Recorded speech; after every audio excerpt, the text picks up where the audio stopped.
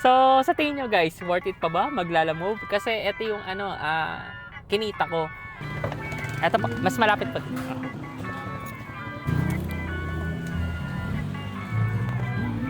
Tapos hindi na rin natin nasabayan kasi walang nalabas sa area natin. Apo.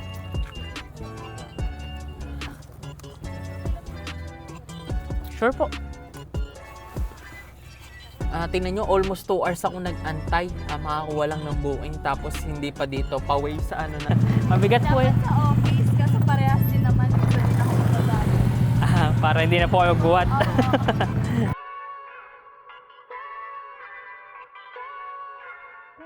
Time check guys is 1:52. Ngayon lang tayo nakakuha ng booking, aray ko.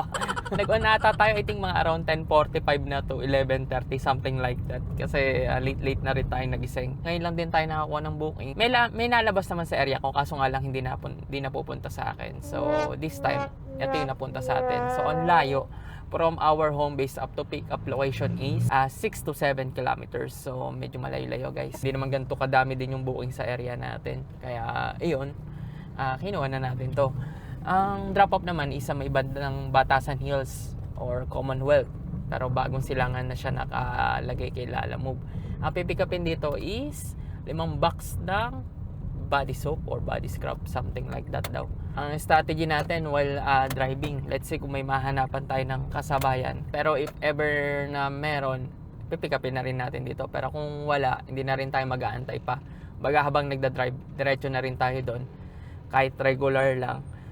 Try na lang hanapin natin doon sa may bandang Metro Manila na same ang drop-off at malapit-lapit sa area natin ng pick-up. So yun, pick-upin na natin to.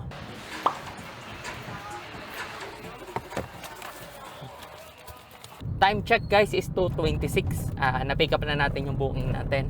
So as of now, ongoing tayo din doon. So naka-on lang din yung Lalamove app natin just in case na merong malapit i-pick up at pangsabay na rin. According kay Waze, 1 hour and 54 minutes, 67 kilometers. Aray ko. Tagal na! Proceed na tayo dito sa ating booking. Let's go!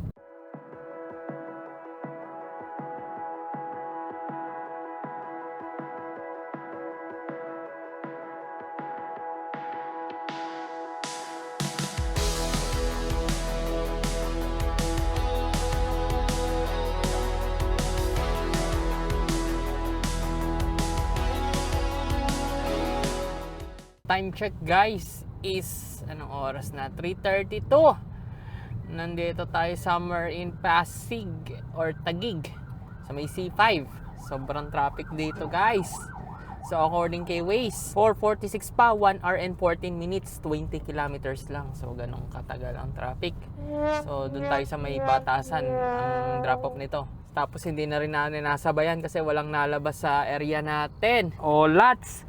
So let's see kung makakabawi tayo dito sa may Metro Manila ha. Time check is 3:32 na. Hoping na sana makabawi tayo kahit triple booking para kahit papano bawi yung double booking natin na supposed to be na target natin papuntang Metro Manila. So yun, update ko lang kayo.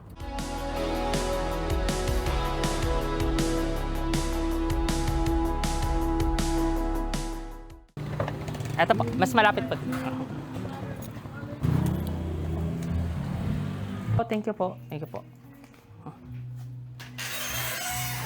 Thank you po. Time check is 5:14 at na-drop na natin to. Bawi na lang tayo dito. Kaso 5:14 na. I'm not sure kung makakapag double or triple booking pa tayo. So let's see. Update ko kayo. Sana magiging paldo naman kahit papano, kahit single booking lang yung papunta nating Metro Manila. As of now, wala pang masyadong nalabas sa booking dito. Hindi ganun kadami. Time check is 6:45. Ngayon lang tayo nakakuha ng booking. Pero double booking naman. Kaso nga lang, medyo malalayo pa sa home base natin, which is ayan, saka ayan. Ang layo nitong Kulyat is ano lang, 1.1 kilometers lang. Kaya all goods. Tapos isa naman, nasa around 9 kilometers to 7 yung per view ang pick up. So kinuha ko na kasi sobrang dalang ng ano dito. Nalabas sa booking na pang home base. Tingnan nyo, almost 2 hours ako nag-antay. Makakuha lang ng booking tapos hindi pa dito pa-way sa ano natin. sa area natin. Ngayon, on the way na tayo doon. Pick upin na natin to, isang mahabang sampayan lang daw to na nakabalot sa black na garbage bag. So, pick upin na natin to. Good evening po. Good evening po. Good evening po. Apo. Sige po. Sure po. So yun guys, na-pick up na natin. So time check is 6:51, ganun kabilis. So proceed tayo dun sa may isa natin. According kay Waze is... Wait lang. Kasi sa iba tayo pinadadaan, hindi sa visitor's gate eh. So according kay Waze is 8.2 kilometers. Aray ko! 40 minutes. So time check is 6:54. Traffic tayo ng mga around 18 minutes to 30 minutes, mga ganun, something like that. So hoping na sana bumababa na. At alas 7 naman na. Waze, pagbigyan mo ako. So update ko kayo kung ano mangyayari sa akin. Pero for now, ito yung oras ng ginugugol natin. Ma-pick up lang yung item natin, saka yung kilometer natin. Yeah.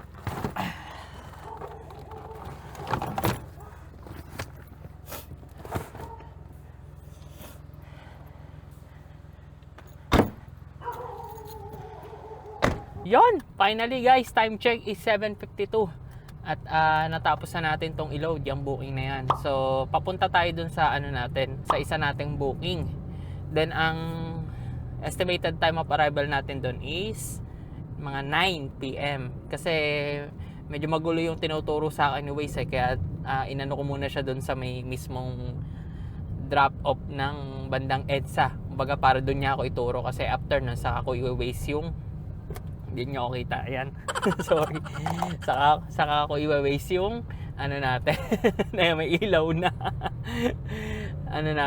Area natin. Kasi kapag ka from here, tas winaze ko doon sa isa, medyo malayo yung tinuturo sa akin anyway. So, since gabi na, tingin ko hindi naman na ganun ka-traffic. Doon na tayo doon sa may bandang parang EDSA dumaan.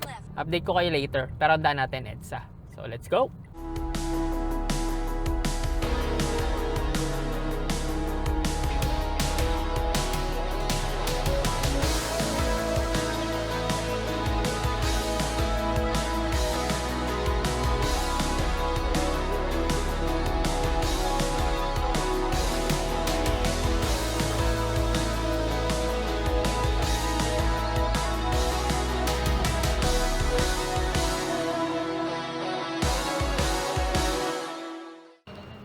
Okay.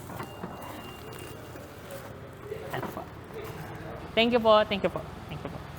Ayun guys, time check is oras na? 9:04. Natapos na natin tong booking natin na to. So proceed tayo dito sa isa. According kay Waze, 1.9 kilometers, 7 minutes, nandun na tayo. So nandito tayo sa Muntinlupa. Medyo malayo pa sa home base natin. I think around 20 to 30 kilometer, something like that. So let's see kung gagapangin ko o what. Makauwi lang. Pero for now, ito yung status natin. At wala na rin nalabas sa booking pabalik sa home base natin. So we'll see. Good evening po. Hi po. Bigat po ito. Oo. Ito magaan po. Dadalhin sa Bacolod to. Kasi training sa Wednesday, ayusin ko pa nga eh. Nagpa-print pa ako sa... Kaya niyo po ba? Hindi po. Kailangan Mabigat po dapat sa office, kasi parehas din naman. Gusto din ako magbabago. Para hindi na po kayo magbuhat. Thank you po. Ay, okay na po ba? Okay, sige. Thank you po. See you po.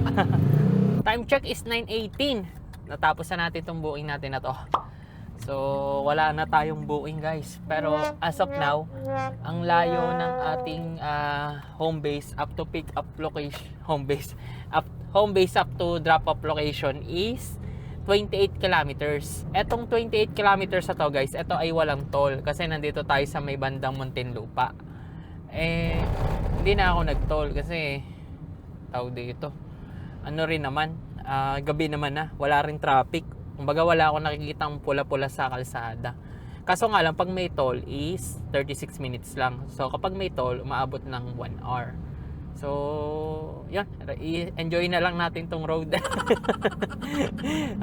Naka-on din naman yung lalamob up natin just in case na may lumabas sa booking, hindi swipe natin papuntang home base at or medyo malapit-lapit sa home base. Binigyan pala tayo ng tip ni ma'am, I think mga around 75 pesos, something like that.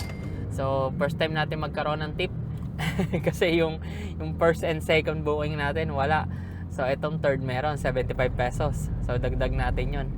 Actually bumili ako ng siomai, mga around 30 pesos ata yun, 3 piraso, 10 piso isa. So sa last video guys, wag kang mawawala kasi nandun yung computation ng kinita natin as well as yung mga ginastos natin. Ito na yung computation, less na ang dapat i-less. Pakak! So ito na yung summary ng kinita natin for this vlog.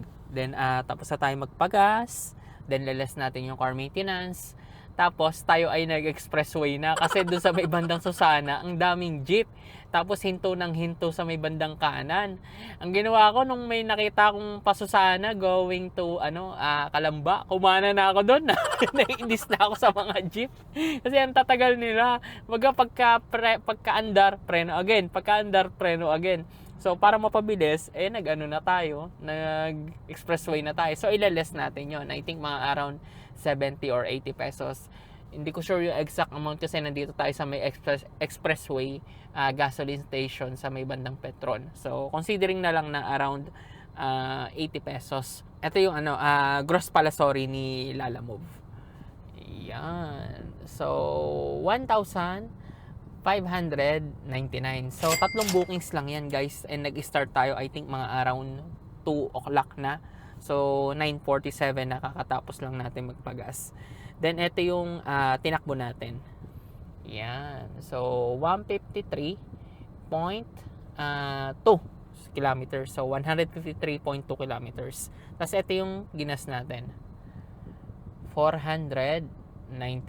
So 8.7 liters. Then ilas natin dito again yung car maintenance, gas, tapos yung merienda natin na siomai. Tapos yung toll fee na from Susana to Kalamba, exit. Tapos yung 75 pesos idagdag natin. Yun yung tip ni customer sa last booking natin. So, eto na. Ang kinita natin, less ng dapat i-less is 773. Payat. So, sa tingin nyo guys, worth it pa ba Maglalamove? Kasi eto yung kinita ko. Actually guys, hindi naman totally pagod kasi nga most of the time nakatenga lang tayo nag-aantay ng booking kasi hindi na ganun talaga kadami yung booking ngayon.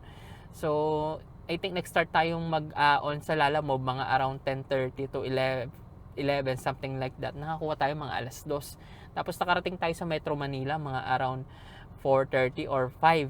Then nakakuha tayo ng booking I think mga around 6:30 na or 7 something like that. Pero syempre pinika pa na din natin yun. So tapos ang na double book lang natin doon lang sa may Muntinlupa. So hindi ganun ka-totally kasagad yung kikitain natin kasi ang target area natin na drop off is sa may bandang Kalamba nga since taga Kalamba tayo. Well anyway, ayan 773. Kayo mag-decide if okay pa ba Maglalamove sa gantong kalakaran ni Lalamove kasi nahihirapan na rin tayo mag-double booking dito sa area natin gawa ng every time na nagtatry tayo mag-double book may nalabas na yung please finish your ongoing booking first. Hindi naman ganun kadami yung booking dito sa Kalamba area para I think ganun nilalamove yung reminder na hindi ka na allowed kumuha pa ng booking. So yun, usually ang papunta natin sa Metro Manila puro regular lang na isa. So tsambahan na tayo makakuha ng double or triple booking. Tapos minsan ang isa pa ay pooling. So yun, kayo mag-decide if okay pa ba yung gantong kalakaran na 773. Less na ang dapat i-less. Usually yung mga nakakaraang vlogs natin ganto-ganto na lang din yung kinikita natin. Hindi na tayo nakakaabot ng around 1.5 to 2K na dati nung mga around bare months ganun yung kinikita natin. So this time mga 700 to 1K na lang usually ang kinikita natin, something like that. So kung gusto mo pang Maglalamove, lalayin na lang yung link sa description, papi ha, kung paano mag-apply. Online lang yan. Then lagay mo yung referral code ko, papi, para naman kahit papano magkaroon ka ng libreng yan if ganyan ang unit mo. So, zoom in mo na lang, papi, and then basahin mo yung mga details. Then, if ever din na gusto mo yung mga gamit natin, like, eto, yan, yung ilaw natin, na dinidikit lang natin dito. Meron ng isa. So, yun, magnet lang yan, tapos sticker. Instant, may dome light ka na. O, saan mo pa gustong ilagay, kasi sticker lang naman siya. So, yung isang sticker is magnetic, tapos yung sa likod ng ilaw is may magnet. So, didikit lang siya. So, pwede mo siyang tanggalin, pwede ding i-stay mo na lang doon. So, it's up to you. So, recommended ko to. Especially sa mga Mirage owner ng, I think, around 2012 to 2015. Something like that na year model. Kasi walang dome light dito eh. Saka sa storage area natin. So, bili kayo kahit dalawang piraso o tatlo, apat, kung saan man ilagay kasi recommended yan, especially sa gabi para makita nyo yung mga item na niloload nyo. Then, yun, wag mo din kalimutan mag-subscribe, papi, yan, para tuloy-tuloy yung pag-edit natin ng video, guys, kasi tayo ay nasa around 5,700 subscribers na. So, help me reach 10,000 subscriber, guys, para naman before this year and magawa natin yung goal natin na kahit papaano makapag-upload tayo ng 200 or 300 plus 200 or 200 plus episodes, kasi nung nakaraang taon hindi natin nagawa yung 100 episode eh. So this time I think magagawa natin, basta keep subscribing and suporta, guys, sa ating munting channel, kasi if ever na gusto mo magpa-member, yan, meron kang early access sa ating mga videos na pwede mo mapanood agad. So usually pinapublic ko yan na yung mga schedules upload natin is every 2 days. So kung gusto mong mapanood ng mas maaga, join ka lang, papi. For only 79 pesos, meron ka ng early access sa ating mga videos. Then meron kang 4 na customized na emoji na pwede mong gamitin sa ating comment section. At hindi lang yon, ikaw ay kabilang sa soon prioritize natin yan na shoutout at comment na rin na pwede nating sagutin if ever man na ikaw ay member ng ating YouTube channel. So guys, sa mga susuporta, thank you in advance. So salamat sa mga pangkape nyo for only 79 pesos.